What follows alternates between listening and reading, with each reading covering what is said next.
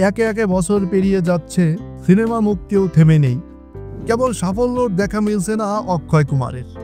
2023 সালে মুক্তি পাওয়া ও মাই গড 2 সিনেমাটি খানিকটা স্বস্তির নিঃশ্বাস ফেলার সুযোগ দিয়েছিল এই সুপারস্টার অভিনেতাকে। কারণ এই সিনেমার আগে সেলফি, রক্ষাবন্ধন, সম্রাট পৃথ্বীরাজ, বচ্চন পান্ডে মুখ থুবড়ে পড়েছিল বলিউড বক্স অফিসে। কেবল রাম সেতু সিনেমাটি গড়পড়তা ব্যবসা করেছিল।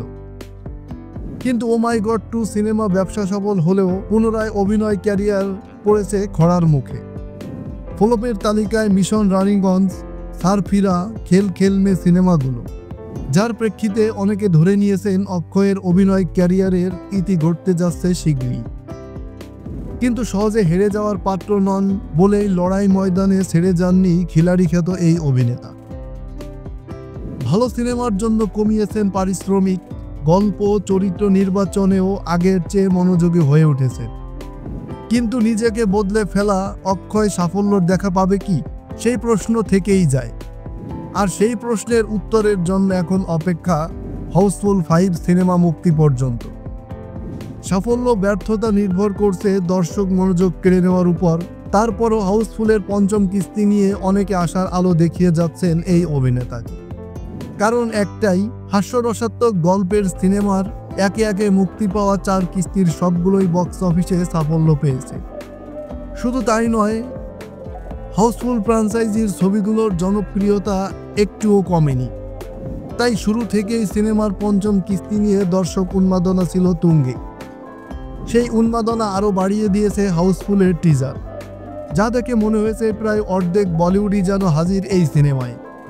অক্ষয় কুমার ছাড়াও অভিষেক বচ্চন, রিতেশ দেশমুখ, সঞ্জয় দত্ত, জ্যাকি শ্রফ, নানা পাটেকার, ফারদিন খান, Chunky Pandey, Jacqueline Fernandez, Sonam Bajwa, চিত্রাদাঙ্গা Singh, Nargis Fakhri, ডিনু Mario, Shreyas তালপেড়ে, সৌন্দর্য শর্মা, জনি লিভার এবং রঞ্জিতের মতো তারকারা অভিনয় করছেন। নির্মাতারা জানিয়েছেন শুধু তারকাবহুলই নয়, বরং বলিউডের ইতিহাসে ভিন্ন চমক নিয়ে আসছে হাউসফুল 5 সিনেমাটি। এই সিনেমায় একজন নয় 2 জন খুনি থাকবে, তবে দুজনকে নিয়েই বড় টুইস্ট রয়েছে। জানা গেছে 2 খুনি একসঙ্গে দেখা যাবে না।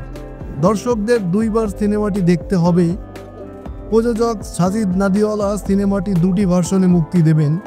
একটি হলো হাউসফুল 5, অন্যটি হলো হাউসফুল 5A।